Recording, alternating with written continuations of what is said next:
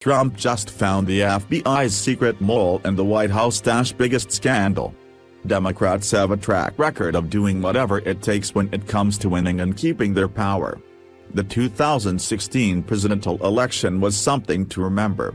The Democrats put up the most corrupt candidate while the GOP eventually had their front-runner Donald Trump. Debbie Wasserman Schultz, DNC chair, at the time handed Hillary Clinton the nomination without hesitation. America knew who Hillary Clinton was, and knew exactly what she was capable of. The far left wing of the party didn't want Clinton, they wanted Vermont Senator Bernie Socialist Sanders, who was cheated out of the nomination by Clinton, and the DNC. Sanders conceded in defeat and encouraged his voter base to support Clinton. That wasn't going to happen. The Clinton camp knew they had to do something, and boy did they make a complete mess of it all. Russian meddling stories emerged, the media turned completely on Trump and gave Clinton pass after pass. It was set in stone that Hillary Clinton would be the 45th president of the United States. The voters weren't stupid and elected Donald J. Trump. News started to drip out that Hillary Clinton was cheating her way to the presidency, and the voters were the only ones that didn't want her in. The media and every single special interest out there wanted Hillary Clinton because she had power, and could give them everything they wanted. Political influence was the biggest sponsor of the Clintons.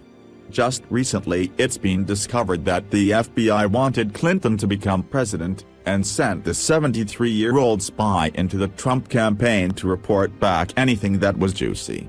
The 73-year-old academic reportedly has deep ties to American and British intelligence, having served in the Nixon, Ford and Reagan administrations, the New York Post reported. President Trump tweeted Friday that confirmation of an FBI plant in his campaign would become the nation's all-time biggest political scandal. Reports are there was indeed at least one FBI representative implanted, for political purposes, into my campaign for president, Trump wrote. It took place very early on, and long before the phony Russia hoax became a hot fake news story. If true, all-time biggest political scandal. The New York Times and Washington Post reportedly have known of Stephen Halper's identity for weeks, but chose not to reveal his name. Then on Thursday, the Daily Caller named Halper in the opening paragraph of its report. The Washington Post said it received warnings from U.S. officials that revealing Halper's identity posed a security risk. Fox News. So who exactly is Stephen Halper? According to Newsweek, a U.S. citizen with doctorates from Oxford and Cambridge, Halper served in the Nixon, Ford and Reagan administrations before becoming a Fellow of Magdalen College, Cambridge, where he is a senior fellow of the Center of International Studies. He was also a consultant on Russia and China policy issues to an internal Pentagon think tank known as the Office of Net Assessment, according to public records cited by NBC News. In the 1980s, he was reportedly involved in a spying operation for the Reagan campaign that involved agents passing classified foreign policy documents from the Carter White House to the Republican candidate's team. Halper reportedly flew Trump foreign policy aide Papadopoulos to London and quizzed him on alleged Russian efforts to boost the Trump campaign and undermine Democrat opponent Hillary Clinton. Page told NBC that he met with Halper and did not find his encounters with the academic concerning. Papadopoulos has not commented publicly on the reports, though sources close to him told the network that Papadopoulos had met with Halper in 2016. Liberal outlets like Mother Jones recently put out a headline that reads, "In huge disappointment, the FBI's super-secret Trump informant looks to be Stephen Halper." We call this Trump derangement syndrome, where the media knows everything is a lie and hopes they can lie their way into convincing the American people they made a huge mistake choosing Donald Trump, and he's a horrible man despite his track record of being in office.